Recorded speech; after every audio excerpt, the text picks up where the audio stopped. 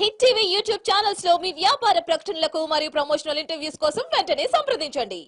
మరి పవన్ కళ్యాణ్ గారిని అంటే మీరు ఈ రకంగా ఆదర్శంగా తీసుకున్నారు, ఆయన మీరు ఒకటేనా? అలాగే ఎందుకు అవుతారు సార్? ప్రతి ఒక్క టీంకి, ప్రతి ఒక్క దళానికి, ప్రతి ఒక్క యుద్ధానికి ఒక యోధుడు ఉంటాడు. కేసులు లేవండి, యోధుడు మా మీద లేవు కదా, బెదిరింపు కేసులు ఉన్నాయి. నా మీద బెదిరించారని మీకు విషయం చెప్తే ఎవరైనా నా మీద ఒక పెట్టి కేసు, ఇప్పుడున్న రాజకీయ నాయకులు అందరూ ఒకే, మొక్కాసీని కూడా ఒక ఎత్తు, మొక్కాసీని మీద పుకార్ లేదు, ఒక్క పెట్టి కేసు. ఎందుకు ఆధార్ కార్డు కూడా తెలుస్తుంది కదా, ఒక్క పెట్టి కేసు ఇప్పుడు వచ్చలేదు. ఒక డ్రంక్ ఏదైనా డ్రంక్ అండ్ డ్రైవ్ కానీ ఒక ఓవర్ డ్రైవ్ సిగ్నల్ దాటి కేసు కూడా లేనప్పటికీ నా మీద కేసులు ఏమంటారు? ఎవడో పుకారు చెప్తారు, మొక్కాసీని మర్డర్ చేసినట్టు కేసులు ఉండాలి కదా. ఈ రోజు రాజకీయ నాయకుల్లో, ఈ రోజు నాలా తిరిగే వాళ్ళు చాలా మంది డాన్లు, రౌడీలు, గోండాలు అని చెప్పుకుంటే అందరూ కేసులు ఉండి రకరకాల క్రిమినల్ బ్యాక్గ్రౌండ్ ఉన్న ఎదవలంతా కూడా మొక్కాసీని ఇంత పెట్టి కేసు, ఇంత పెట్టి కేసు. ఇప్పుడు ఇక్కడే కూర్చుంటా, మీకు దమ్ముంటే ల్యాప్టాప్ తీసి కొట్టండి ఆధార్ కార్డు మీద, క్రైమ్ రిపోర్ట్ వస్తుంది కదా. అలాంటి పిచ్చి మాటలు ఆడకండి సార్. మీరు జనాలకి మంచి త్రో తీసుకెళ్ళండి. మీ మీద కేసులు ఉంటే చర్చ చూపించాలా. నిజాయితీ పరుడు మొక్కా శ్రీనివాస్ పేదలకు అన్నం పెట్టేవాడు.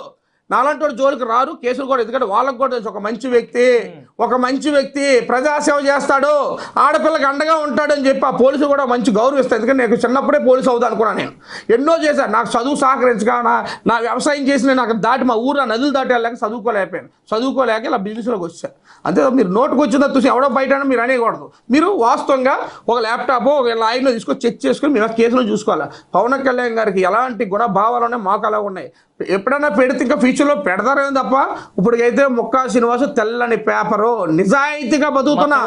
అచ్చే బలిన పెట్టి కేసు లేదంటే మళ్ళీ మటర్ కేసు అట్రండి. పెట్టి కేసు లేదు నా మీద, చెక్ చేసుకోండి. ఇప్పుడు తెలుస్తా మొక్కా శ్రీనివాస్ నీతి ఏంటో. అలాంటి వ్యక్తులు పవన్ కళ్యాణ్ గారు వెనకాతలు ఉన్నాం.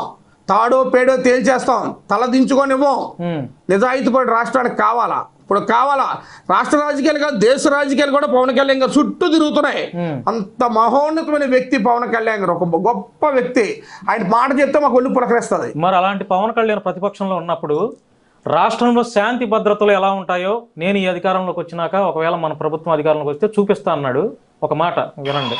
శాంతి భద్రతలు ఎలా ఉంటాయో చేసి చూపిస్తాం. ఒక ఆడబిడ్డ మీద ఎవడన్నా ఇలా చూడాలంటే కూడా లోపలే భయం. తప్పే ఉంది. శాంతి భద్రతలు ఎలా ఉన్నాయి అనేది చూపిస్తా అన్నాడు. ఇప్పుడు ప్రభుత్వంలోకి వచ్చారు, సీఎం అయ్యారు.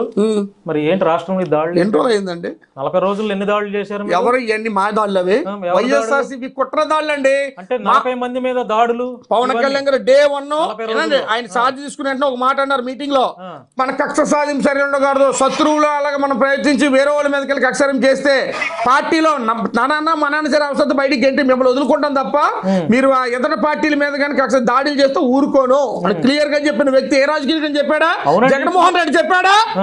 చెప్పండి, జగన్మోహన్ రెడ్డి చెప్పాడా? ప్రతిపక్షంలో ఉన్నప్పుడు శాంతి భద్రతలను కాపాడుతా అన్న వ్యక్తి ఇప్పుడు డిప్యూటీ సీఎం గా ఉండి రాష్ట్రంలో ఇన్ని అరాచకాలు, ఇన్ని దాడులు, ఇన్ని మర్డర్స్ జరుగుతున్నప్పుడు ఇలా చేయకూడదు, అది ఎవరైనా సరే ఇమీడియట్లీ యాక్షన్ రెడీ అవుతున్నారు. తప్పు చేస్తుండే ఎవరుండో నడి రోడ్డు మీద తాడది చట్టాలు తెస్తున్నారు. ఇప్పుడు మామూలుగా ఉండదు. హోమ్ మినిస్టర్ గారు ఏం చెప్పారు?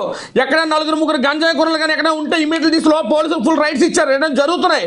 ఇంకా కూడా మాలుమూరుపేటలో కావాలని వైఎస్ఆర్సీపీ వాళ్ళు ఏదో కక్షలు గొడవలు సృష్టించి ఏదో అద్భుతం చేసేద్దాం అని చెప్పి పదవీ కాంక్ష పోయాను, ఓడిపోయిన బాధతో మెంటల్ అయిపోయి ఏం చేయాలి కావాలని గొడవలు ఎక్కడి నుంచో ఫోన్లు చేసినారు. తండుకు చావంటారా, ఏదో రాష్ట్రంలో ఏదో అల్లకొల్లం సృష్టించేలా, టీడీపీ మీద బురద చేయాలి, కూటమి మీద బురద చేయాలా, అటువంటి జరుగుతుంది తప్ప ఎక్కడ అన్యాయం ఏం జరగట్లేదండి. మీరు అన్నారు చిన్న చిన్న వాళ్ళు వదలం. ఆడపిల్ల జోలికి వస్తే ఏ నా కొడుకుని కూడా వదలం, తాడ తీసేస్తారు, అయితే ఎనకౌంటర్ చేయించే చట్టాలు తెప్పిస్తున్నాం త్వరలో. భయపడాలా.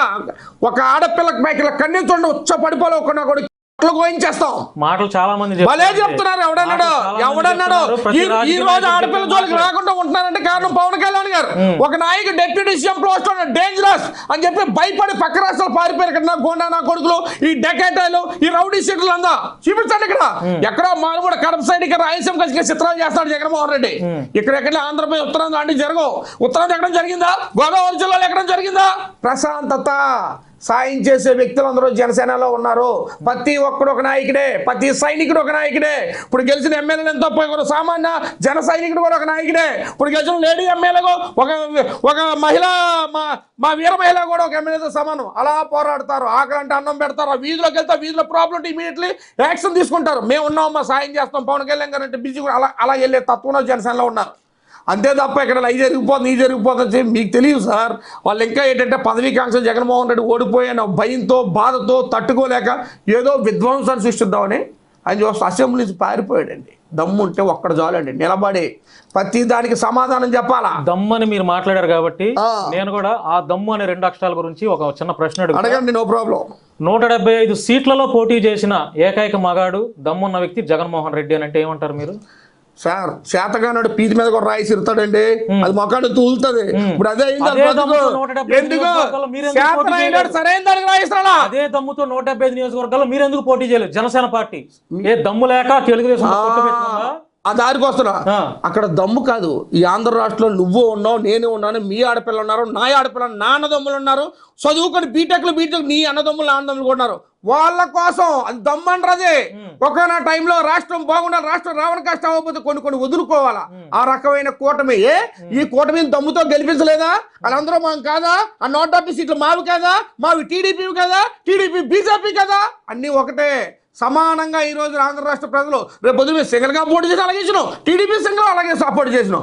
ఒక్క రాష్ట్రం ఇసుకుపోయింది. ఈ దుర్మార్గం తీసుకెళ్ళకపోతే ఈ భూములు గుట్టలు వనరులు దోసేసుకుంటాడు, నదులన్నీ కనపడు, పచ్చని పొలాలు కనపడని ఒక భయంతో జనాలు ఈరోజు ఓట్లేశారు. అది దమ్ము, అది ధైర్యం. పిరికిమత్తం అయిపోయి వాళ్ళని ఏది బ్యాలెంటైన్స్ పక్కలు కొట్టేయడం, ఆ లోపలికి వెళ్ళింది అక్కడ దారిలాపి ఓటేస్తాం, సంపి మందుల బైపు ఇదా దమ్ము. మీసాల సింహాలను నిజాయితీ పోటీ ఎక్కడికి వెళ్ళి క్యాన్వాసింగ్ కూడా చేయక్కర్లే, అమ్మా మా మీద నమ్ముకుంటూ కోటేయి అని చెప్పి మీ రాష్ట్రాన్ని సరిదిద్దు అని చెప్పి మా కూటమి చేస్తే కూటమి కోటేశారు. అది ఆ రకంగా సూపర్ డోపర్. చూసారా మా 20 సీట్లు 22 సీట్లు ఎలా గెలిచాం? ఎవరికి రాష్ట్ర చరిత్ర లేదు. పవన్ కళ్యాణ్ గారు దొమ్మలాడది. పవన్ కళ్యాణ్ ఎవడో తొడలు దొమ్ముల కోసం మాట్లాడకండి, తొక్కేస్తాం. మహు మాట్లాడే పాతాలని తొక్కేస్తాం. జగన్ మాకు అధికారం ఇచ్చింది ఎవరిని? ఇలాంటి అవినీతి పరులే, అమాయకులు కాదు. ప్రజలకు మంచి చేసి ఇలాంటి అవినీతి చేసి ఎవరైనా తొక్కేస్తాం. అందుకే అధికారం ఇచ్చారు.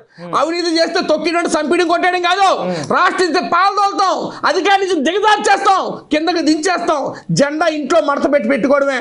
ఎగరేయనివ్వం. ఎగరేయాలంటే నిజాయితీ గల జెండా ఎగరేయాలి. జనసేన జెండా అది ఎప్పుడో రెపరెపలాడుతూ ఎగురుతుంది. ఒక జాతీయ జెండాకున్నంత గొప్ప గౌరవం ఆ జెండాకు మేము ఇచ్చుకుంటాం.